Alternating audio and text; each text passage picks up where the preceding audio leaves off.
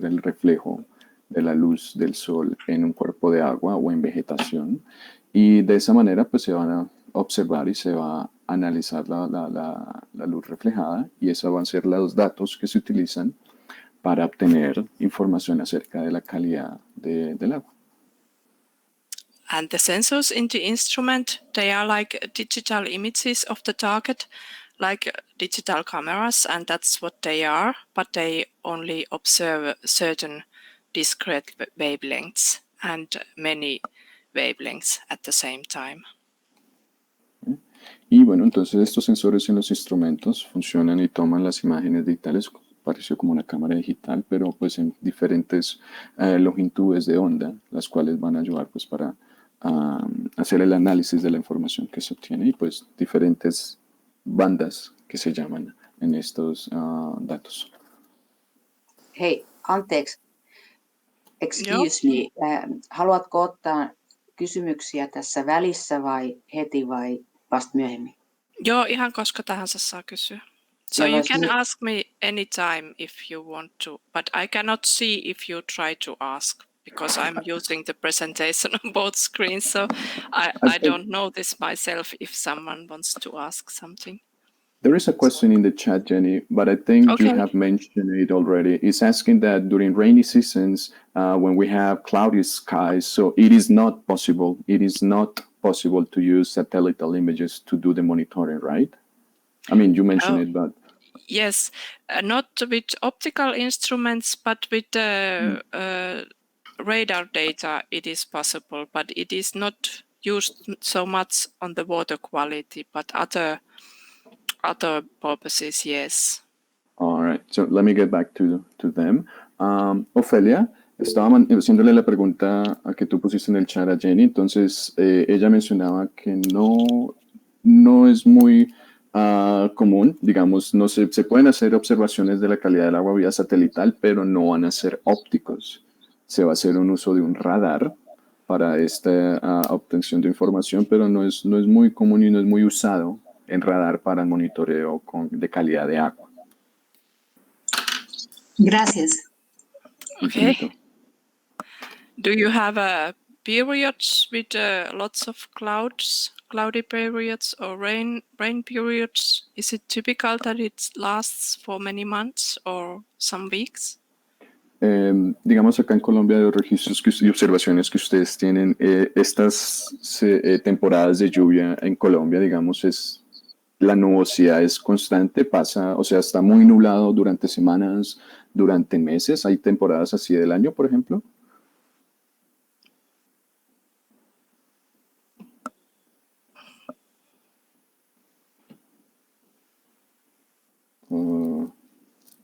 Perhaps you know yourself. Pues nosotros que estamos en la región andina, tenemos 2 temporadas secas y 2 temporadas de lluvias. O sea, por ejemplo, actualmente la parte norte del país está muy nublado. Entonces, la pregunta va direccionada a eso. En esos días donde está nublado, ¿no sería posible entonces la medición? A no ser que me dice que con radar, pero que no es muy frecuente. Sí, y por otro lado, Ofelia, aprovecho y te pregunto, ya que mencionas esto, ¿esa nubosidad es por mucho tiempo? ¿Es por, digamos, por 4 semanas, por 2 meses que es constante? No. No, puede estar nublado en la mañana y hacia la tarde, ya un par de horas ya está despejado, pero no es así continua la nubosidad, no. Okay. Jenny, well, now Ophelia is telling us that, for instance, in the Andean region, which is the center, let's say, of Colombia, right there in the middle of the mountain range, we have 2 dry seasons and 2 rainy seasons. So then I was asking to imply more specifically if it's, like as you said, throughout the weeks or throughout the months, but it's not constant throughout the day. So it could be cloudy in the morning and then it will be clear a little bit in the afternoon and then it'll be cloudy again. So it's not like 24 hours a day cloudiness, not quite. So the satellites are sort of, they observe at noon mainly. If I give you a rough estimate, they are optimized for the best sunlight days. So in that sense, although you have the rainy mornings and afternoons, then if the noon hours of the day are not so cloudy, then it can be good also with the rainy seasons. Okay. Entonces, Jenny nos comenta entonces, Sofía, que digamos estos instrumentos ópticos de satelitales están diseñados y están optimizados principalmente para funcionar durante como la época, el momento del día más luminoso, que va a ser en la tarde a las 12. Entonces va a ser el mejor momento en el que estos instrumentos van a funcionar y están diseñados para tomar mejores datos con la mejor cantidad de luz del sol. Entonces ella dice que bueno, pues pueden ser las mañanas lluviosas y se puede hacer uso de la tarde o las horas de la tarde para obtener observaciones. As for example, here you can see an example, the white areas are the clouds, and then still you can observe some parts quite nicely, and when you zoom in, then you can of course see more. But with this image, I wanted to show how wide is the area that one satellite that passes by in the noon can observe. So it doesn't observe the whole Columbia. It observes just the SWAT width or the track about 100 kilometers or 200 kilometers. But if it is a high resolution instrument, then it does not observe like 1000 kilometer areas at the same time. And then you need to wait for another day to get the adjacent track. Ok. Bueno, entonces Jenny aquí nos está dando otro ejemplo de las imágenes satelitales que se obtienen pues mediante estos instrumentos. Entonces podemos ver aquí pues el área, podemos ver que está estos trayectos, como si los llamamos anteriormente, que son los que toma el satélite. No está Colombia totalmente grande, completamente observada, pero aún así se puede observar. Entonces ella dice, estas son imágenes de alta resolución, entonces se puede hacer un zoom. Aún así pues, se puede ver nuboso, pero hay áreas donde se pueden hacer observaciones. Entonces acá se pueden ver de nuevo los tracks, que ella nos dice de la ruta que toma el satélite. Entonces no tenemos la observación total, entonces esos tracks pueden tener esos trayectos, del satélite pueden tener entre un ancho de 100 a 200 kilómetros, digamos, dependiendo de la resolución de la imagen. Si es alta resolución, entonces Jenny nos dice que puede llegar hasta un ancho de 1000 kilómetros de ese trayecto. Y posteriormente, bueno, se toma un día para poder obtener la información y los datos que se obtienen de la observación.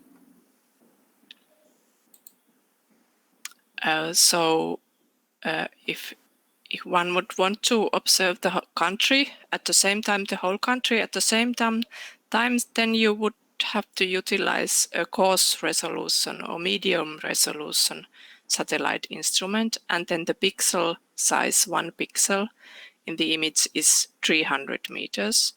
But then if you want to see more clearly the small features and, for example, the river mouths within a scattered area or within the mountainous area, then it is practical to utilize an instrument with 10 or 20 meter ground resolution. And then you can observe very clearly the changes in the water quality. But then on the other hand, the SWAT width is only about 200 kilometers. Ok, entonces en las herramientas que se utilizan para las observaciones, digamos, si se quiere hacer el uso de las herramientas al mismo tiempo, del mismo lugar.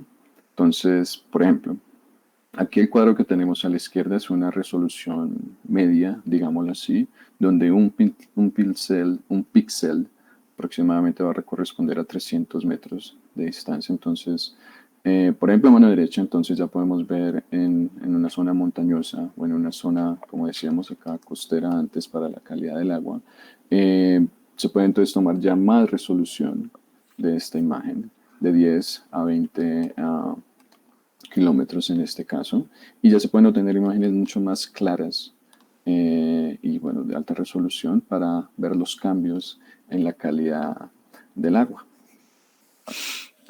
And here you can also see an example of how different the colors of the water are in different water areas. Like, for example, here in this Arctic Nordic river, the color of the water is almost light blue.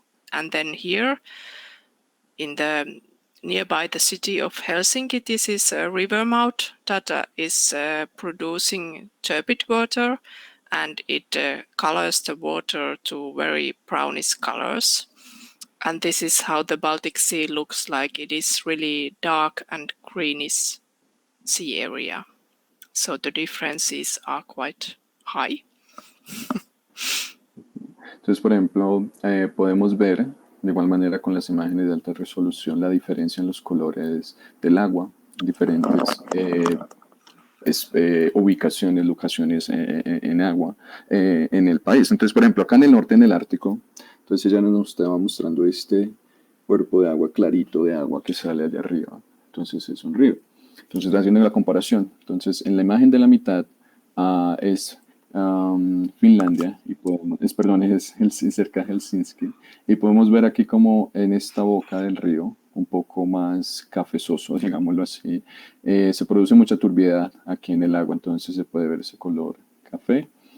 Más abajo entonces este cuerpo de agua ya más grandotote, que se ve más oscuro y como verdoso, es el como dice, el mar Báltico, que está ubicado ahí.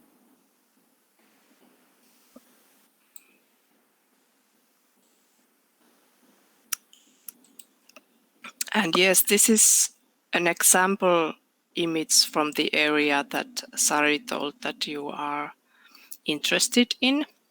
And I have some examples, and we can zoom in after the presentation. I have them so that we can look in more detail. Okay. Entonces, este es un ejemplo de las imágenes que nos estaba contando al principio Jenny, que Sari le había comentado cuál es el área en el cual ustedes están interesados para hacer el monitoreo y las observaciones. Entonces, esta es una imagen de esa área de las cuales ustedes escogieron. Entonces, ella nos dice que al final de la presentación podemos explorar la imagen y hacerle un zoom para ver más en detalle esa área. And this is another example from the area. So this is how the river water looks like, and here it mixes to this is a lake, I guess, lake water, and I guess here is some dam that you are interested in. Is it so? Okay. Entonces, por ejemplo, que esta es otra de las imágenes, otro ejemplo. Entonces podemos ver el flujo del río que va aquí para abajo, termina en un río, en un lago, y acá en esta parte donde está cerca el mouse ella dice que cree que aquí hay como que una represa o algo así. Es donde ustedes están, el área de que ustedes escogieron, ¿cierto? So the color of the water reminds in many ways in certain lake and estuary areas in Finland. So the water color and the changes in it are really similar to our waters. Entonces, digamos, los estuarios en cuanto a los colores y cómo se ve el agua, entonces, en el río, en el lago, que son muy similares a los estuarios, digamos, de los colores que se ven de las observaciones en Finlandia, en este caso.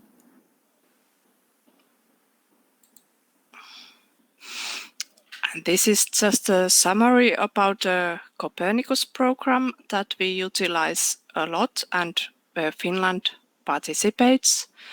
And it has a space component that sends out the satellites, and these are the different satellites. This is how they look like, the different instruments, and they are designed for different purposes, and that is also why they look a bit different. Do you want to translate that already, or shall I continue? All right, let me go with this part first then. Yeah. Entonces, aquí ya nos está mostrando un resumen del instrumento Copernicus. Es el que ellos utilizan mucho en Finlandia. De igual manera, Finlandia hace parte de este equipo. Entonces, podemos ver todos los componentes espaciales que como tal hay. Entonces, vemos estos 6 cuadritos. Son 6 satélites diferentes que utilizan 6 diferentes maneras diferentes observaciones. Ujú. And then it has a service components for land and marine and emergency and hydrological things. And I will not tell too much about them today because I tell what we do in Finland that is a bit different.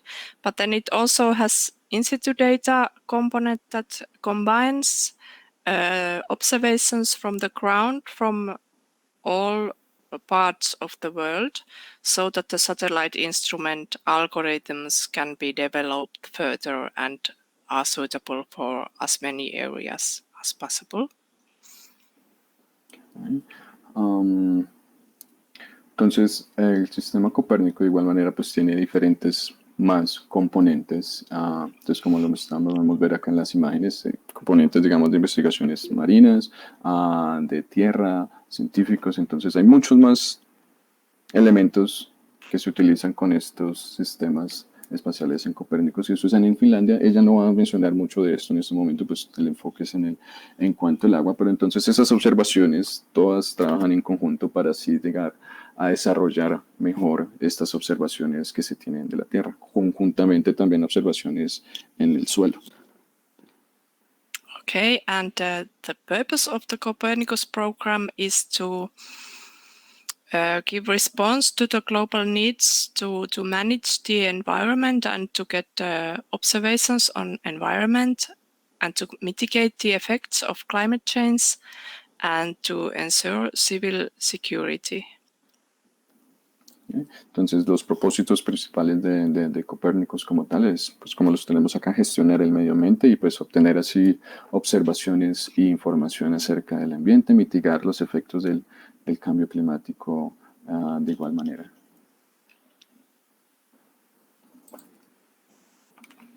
And perhaps I will skip this mainly, but this is again, there are 6 Sentinel instruments and the last one is not yet launched, but this is a series of Sentinel instruments. So for example, now there are 2 Sentinel-2 satellites that have the same instrument and also Sentinel-3.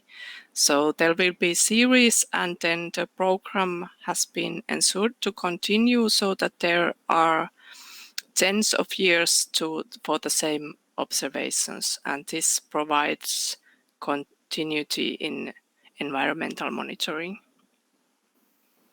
Bueno, entonces Inés decía de pronto pensaba saltar esta imagen, pero bueno, lo quisiera compartir con ustedes. Entonces aquí vemos más componentes del sistema Copérnico, son varios sentineles, como lo podemos ver, del 1 al 6. Nos comenta que el 6 aún no ha sido lanzado, pero pues está en planes.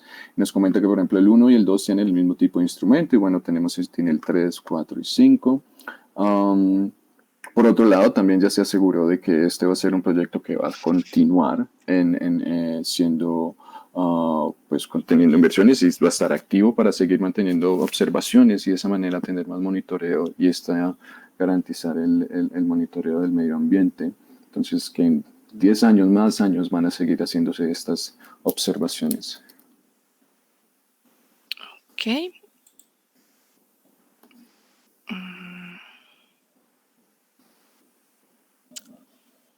And as I already mentioned, the observations in these images, they can be utilized to provide information about the target objects. And it depends on the target and it depends on the instrument what is suitable. And from water targets, we can detect the presence and the concentration of various substances in the water, like phytoplankton or algae, and suspended inorganic material and dissolved organic matter. And also water transparency is a really good indicator in many purposes for determining eutrophication. And as I mentioned in the beginning, the surface temperature is also of great importance over here for example, for determining the algae bloom periods. Okay. Bueno, entonces como Jenny ya lo había mencionado antes, lo tenemos acá. Estas observaciones de estas imágenes van a ser utilizadas para pues diferentes propósitos con diferentes instrumentos que se utilizan. Y la información que viene pues del objetivo del instrumento son diferentes variables que podemos usar para observar. Entonces, en el agua, la presencia y concentración de sustancias del agua, como fitoplancton, material inorgánico en suspensión, materia orgánica disuelta. Digamos, en la transparencia del agua, ella nos menciona que este es un muy buen indicador que nos ayuda para identificar los niveles de eutroficación. La temperatura, de igual manera, como ella lo mencionó antes, es de gran importancia para ellos. Por ejemplo, la temperatura de las observaciones les va a poder determinar cómo va el florecimiento de las algas, por ejemplo, que vimos anteriormente.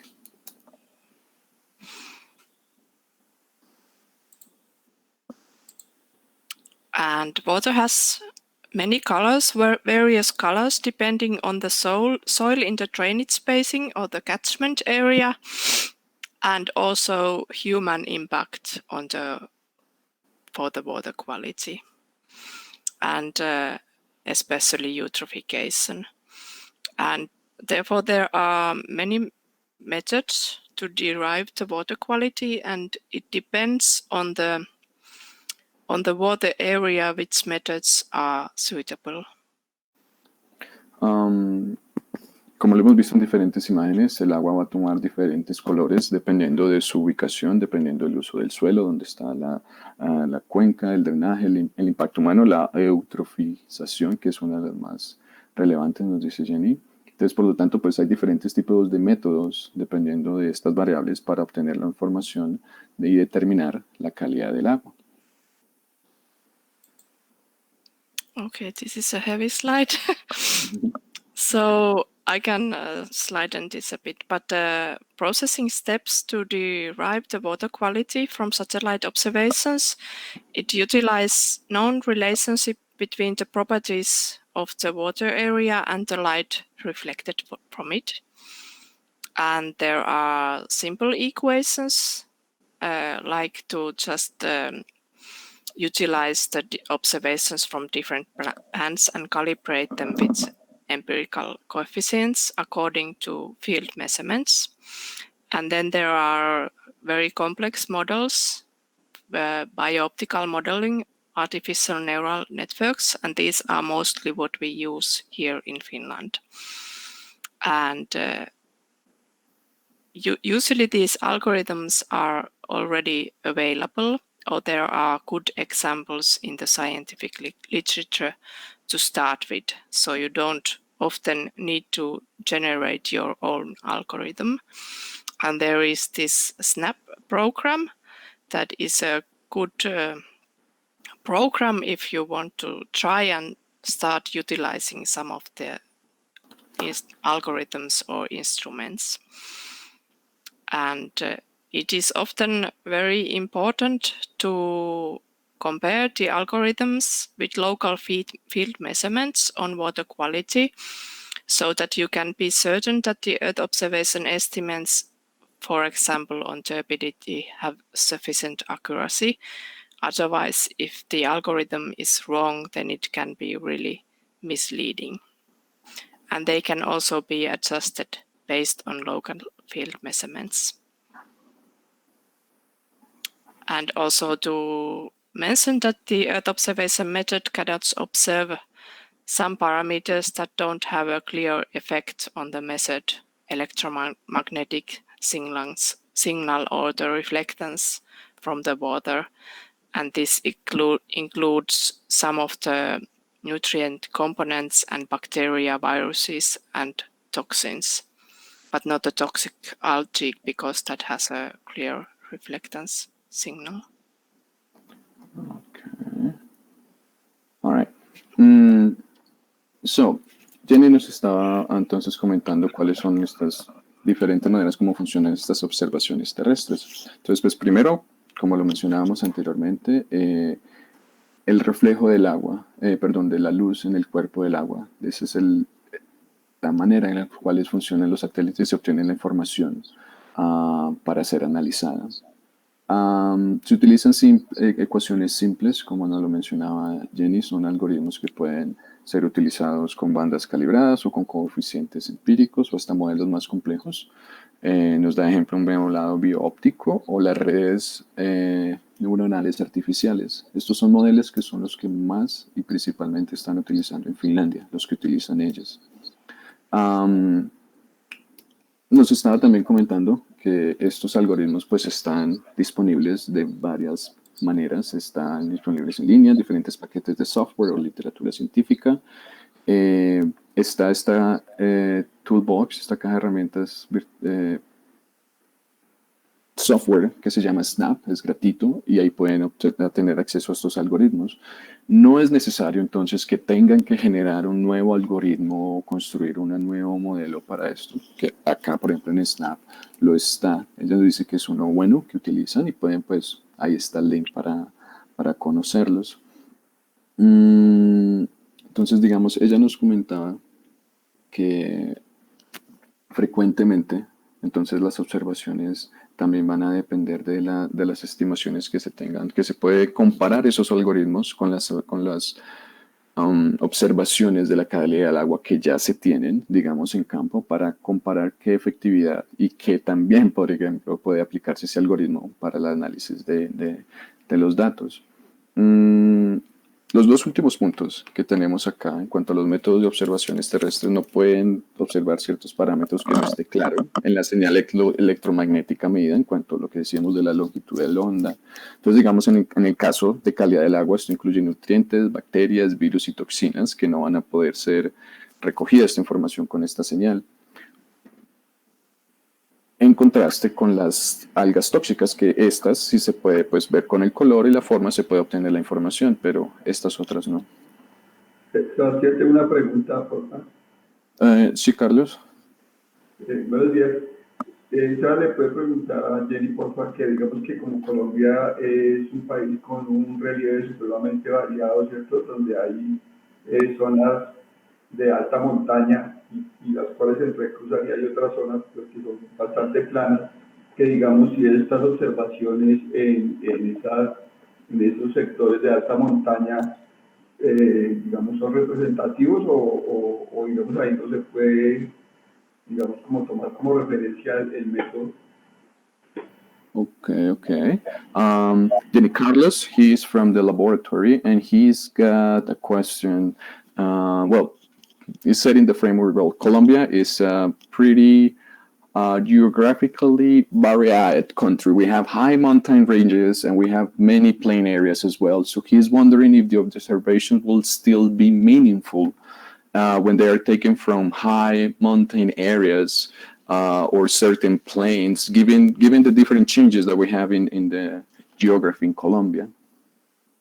I think so, yes. And the satellite missions also take that into account if the area is highly mountainous, and because the instrument observations, they are rectified to a coordinate system, and in some highly mountainous areas this is taken into account, that the observations are higher. So but it does not affect on the water quality estimation, but it sometimes may affect on the rectification, how the data is laid with other material on the map, like GIS material. But no effect on the water quality, no. Okay. Entonces Carlos ya nos dice que no necesariamente, digamos, las imágenes satelitales ya toman esa variable en cuenta, que se identifica que pues es una altura diferente y pues se va a tener eso en cuenta, y que para el monitoreo del efecto de la calidad del agua no va a tener un efecto como tal.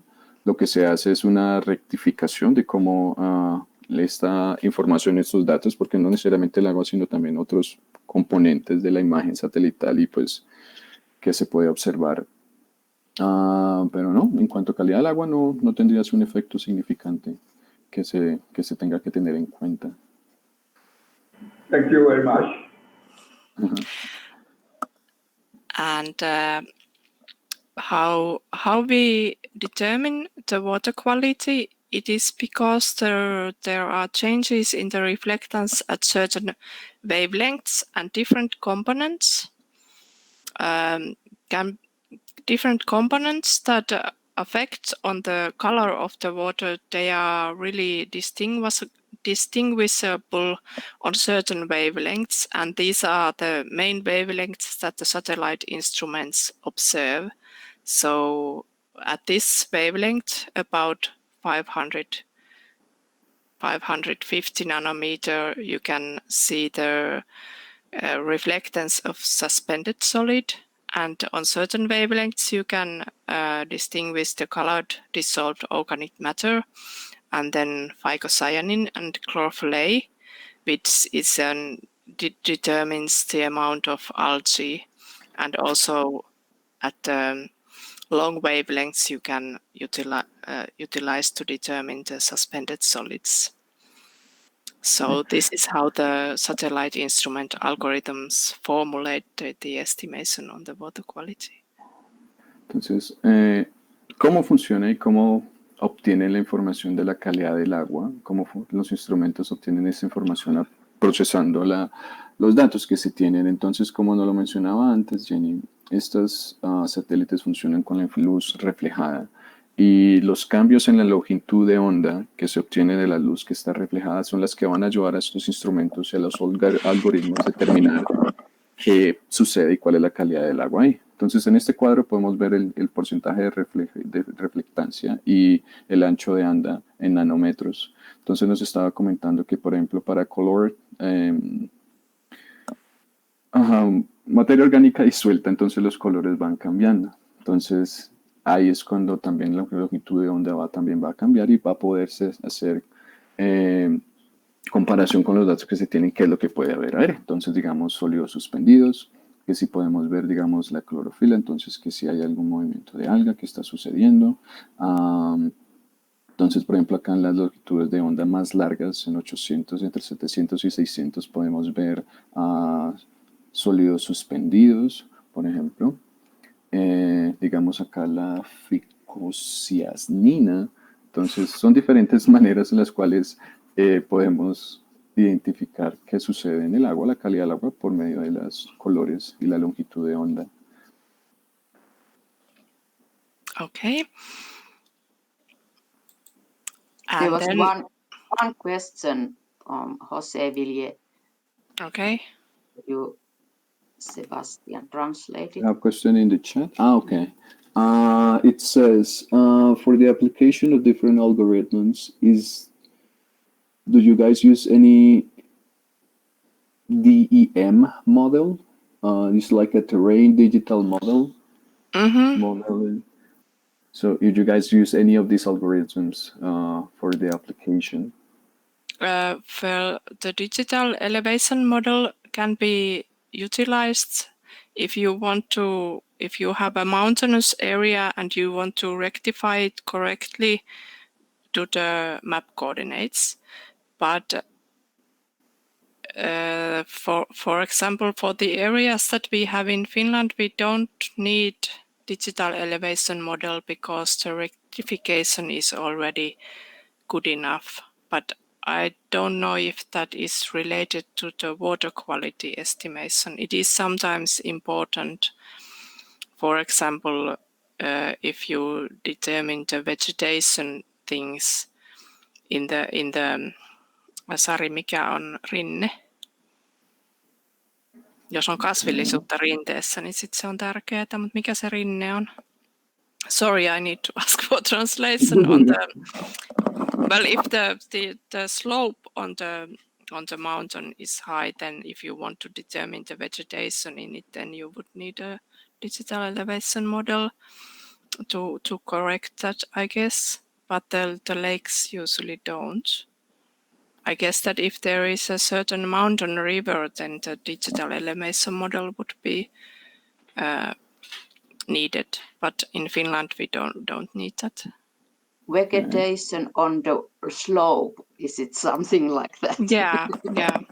On the slope of the mountain, then if there is vegetation or the river is in the slope, then yes. Is it difficult to translate.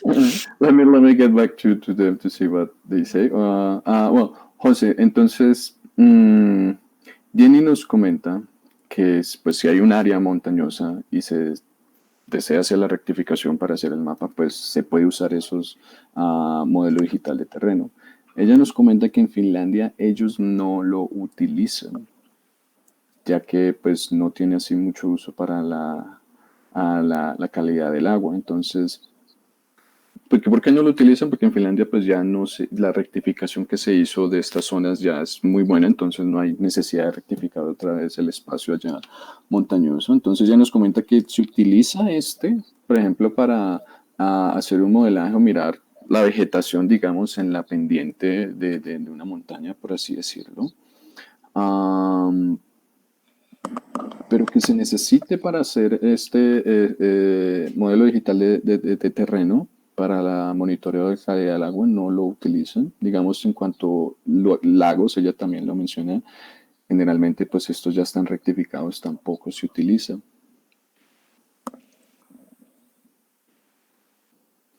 Okay, what's that?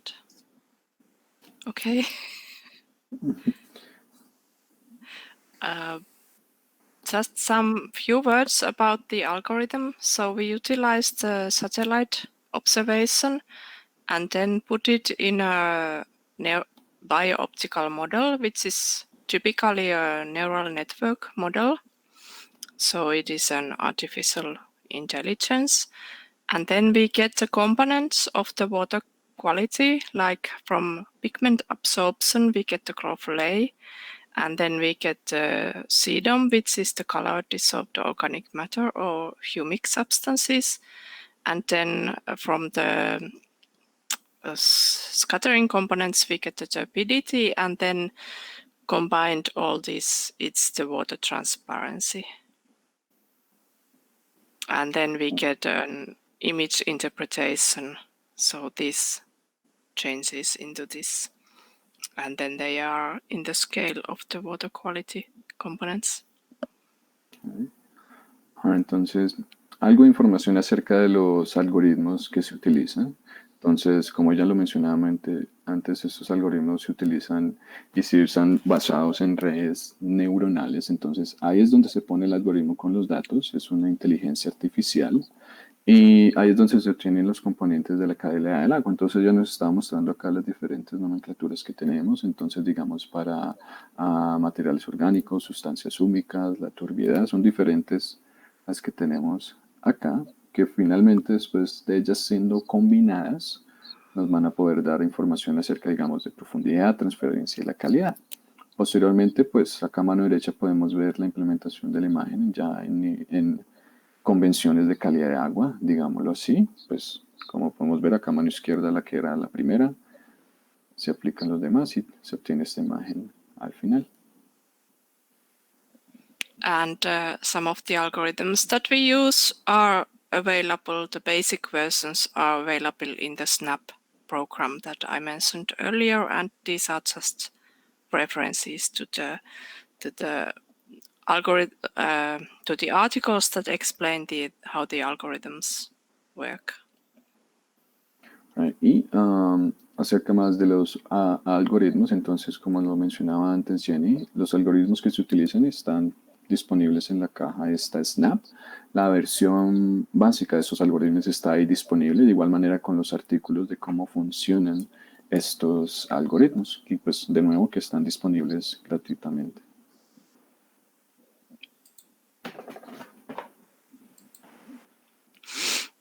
And so in Finland, what we utilize the water quality information for, the target is with the directive, and the Water Framework Directive is the one that we have utilized it mostly. So here you can see the directive name. And because our fragmented coastline and thousands of islands and thousands of lakes, and not to mention the rivers, we have a lot to report, and that is why the cost-efficient and automated methods for water quality monitoring and especially the modeling are of high importance. And the Finnish waters, Finnish lakes, and Finnish coastal areas are an extreme testbed for satellite observation algorithms because we have a large range of the optically complex waters. They are range from absorption-dominated humic waters to very turbid estuaries. And this is an example of the quality classification map from Water Quality Directive. So the blue one is in very high, in excellent condition, and the green ones are in good condition, and the yellow ones are in moderate.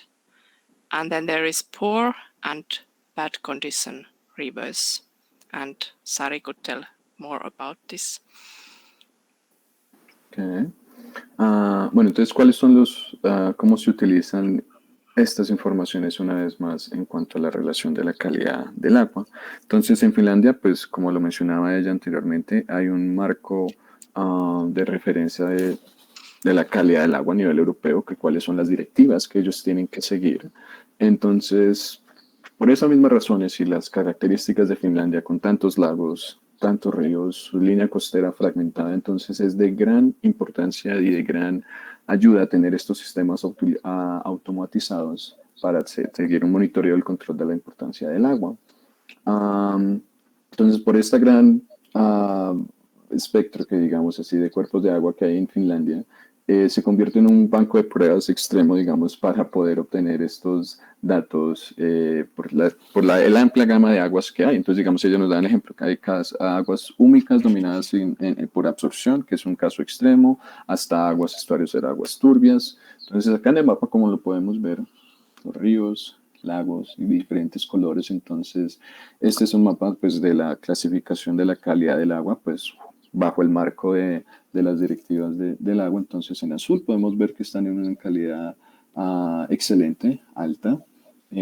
Pues posteriormente podemos ver diferentes colores. En verde, una calidad buena, calidad moderada, podemos ver en amarillo. Entonces, cómo van cambiando y se pueden crear estas convenciones y la clasificación de la calidad del agua. Okei. Sari, tuliko sulle ilmoitus, että pitää puutata kone?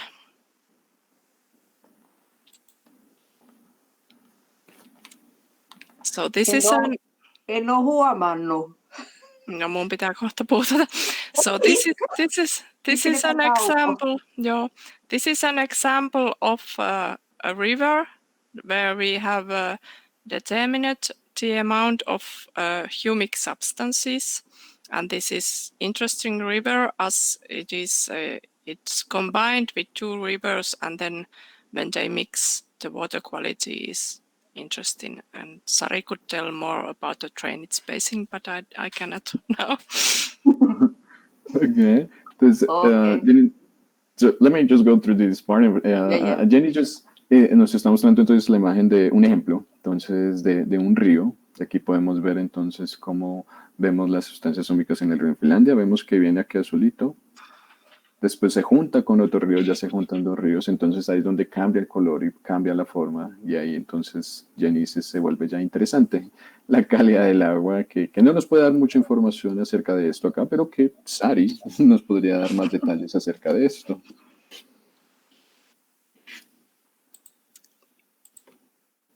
And here you can see how different it can be in different seasons, and this is at the late summer, and there are some green areas because the vegetation is at its best at the time.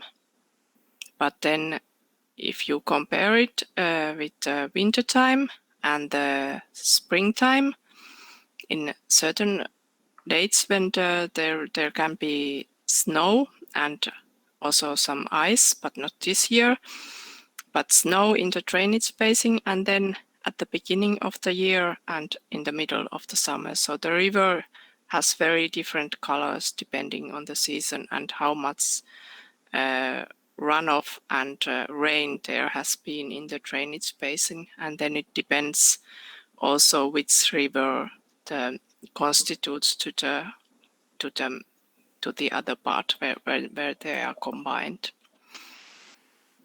Entonces podemos ver qué tan diferente se ve el río. En cuanto a los colores, pues visualmente lo podemos ver durante los diferentes momentos y estaciones durante el año. Entonces la primera imagen que nos mostraba era pues ya en el verano, que se veía pues bastante vegetación. En comparación ahora con las diferentes imágenes que tenemos, por ejemplo en invierno a mano izquierda, generalmente ella nos dice que se puede ver también pues algo de hielo, algo de nieve, pues también en los colores. En este caso esta vez no se vio mucho. Pero bueno, entonces se pueden ver los cambios, cómo va cambiando entonces digamos en primavera, inicio de verano o verano. Y de igual manera, cómo cambia el color del río y se puede también determinar las cargas que puede tener el río, los diferentes momentos que puede tener el río dependiendo las estaciones.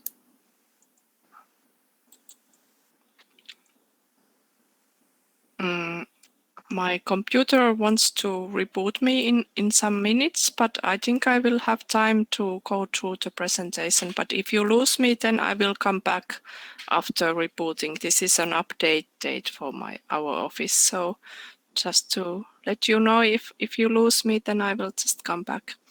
But this is an example of an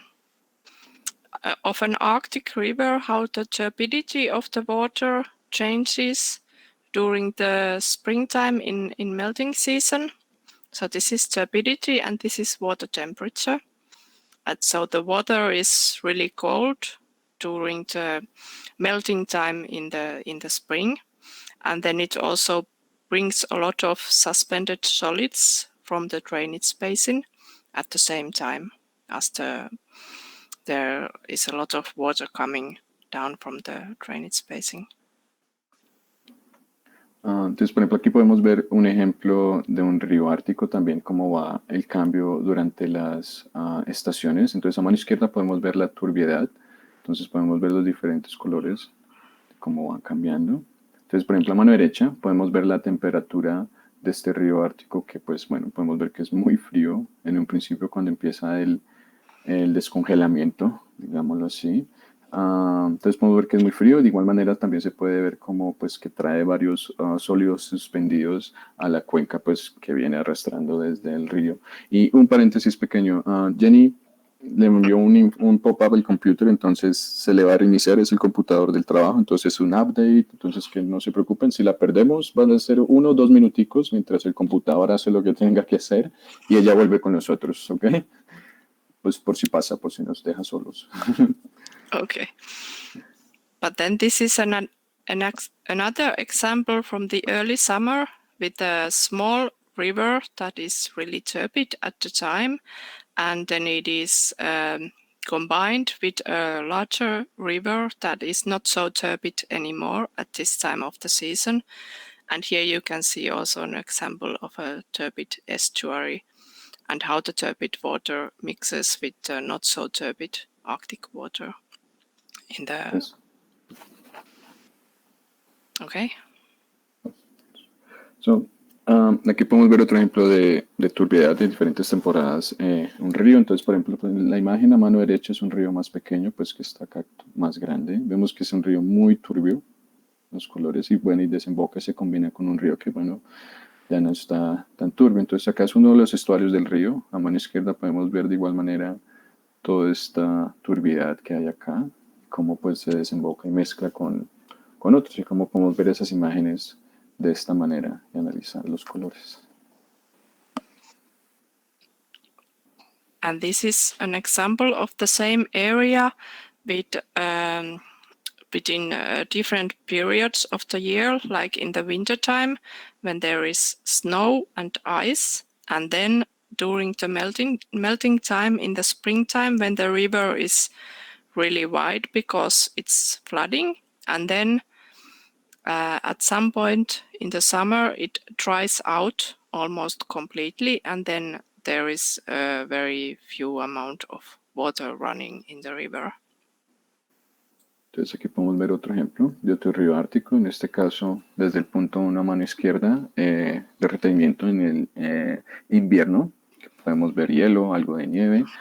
Posteriormente entonces podemos ver el proceso durante las temporadas, entonces ya en primavera que está el derretimiento y pues vemos que el río está un poco más ancho, pues porque ha habido un poco de inundación.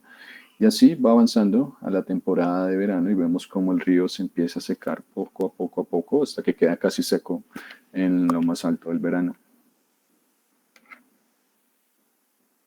Okay. And here is an example of river estuary nearby the city of Pori. And in the wintertime, the river estuary is a mixed combination of ice and turbid water coming from this, particularly from this river Kokemäenjoki.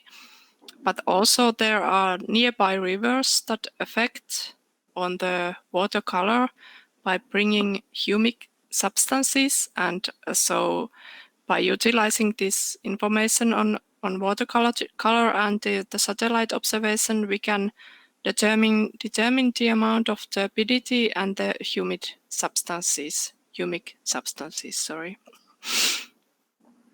And this is how it looks like in different seasons. So this is wintertime and this is springtime with melting season, and this is a bit later during the melting time, and this is at some point during the summer when it has rained in a bit different part of the drainage spacing. So there is also humic substances in this estuary also. But you can see how much the watercolor can change and the substances within it change during the year. Okay. Entonces aquí podemos ver otras imágenes de otro río Pori, cerca de la ciudad de Pori. Entonces, a mano izquierda, la primera imagen podemos ver que es en invierno. Podemos ver un poco de hielo y un poco de turbiedad ahí en el agua, como lo podemos ver con los colores. A mano derecha, entonces, ya en primavera, podemos ver de igual manera como otros ríos que llegan al estuario, pues afectan también el río Pori que está ahí, trayendo pues sustancias húmicas. Podemos ver cómo cambia el color y algo la turbiedad de igual manera. Las dos siguientes imágenes, pues un poco ya más avanzados en verano, podemos ver ese cambio tal cual del agua, podemos observar ese cambio del color del agua y de esa manera se puede determinar pues los cambios en la turbiedad, las sustancias húmicas que se transportan y traen desde otro río arriba. Y podemos ver, entonces es un claro ejemplo de cómo en este estuario vemos el cambio del color del agua y cómo de esa manera se pueden determinar cosas como este transporte de sustancias húmicas y la turbiedad, por ejemplo. Y bueno, durante el año también cómo se ven y se evidencian esos cambios. So as for example, in this state, this is the satellite observation or the true color image. And then this is the estimation of turbidity of the water. So this is the range of turbidity. And then this is an example of the humid substances. So here you can see the difference and the determination. So each pixel can be utilized and we can determine the amount of substances within it. Okay. Entonces, en estas tres imágenes que nos mostró en línea Jenny, entonces esta primera imagen que vemos acá es el mismo lugar que nos estaba comentando y acá entonces ya podemos ver la estimación de la turbiedad. Entonces, cabe también decir que ella nos está comentando que en cada píxel entonces puede ser utilizado para determinar la turbiedad, digamos, en este punto. Y la siguiente imagen, entonces, en esa también podemos determinar el flujo de sustancias húmicas. Entonces, es ahí como podemos ver ya en colores en el programa en los píxeles los datos de turbiedad o en esta ahora el movimiento de sustancias húmicas en este estuario. Okay, and now I will need to put out. I will come back. All right, sure, I'll let them know. Bueno, entonces como les decía, Jenny nos mostró que ahora sí el compu va a reiniciar, entonces se va a tomar unos minuticos. Entonces mientras inicie, que ya vuelve con nosotros. Ok.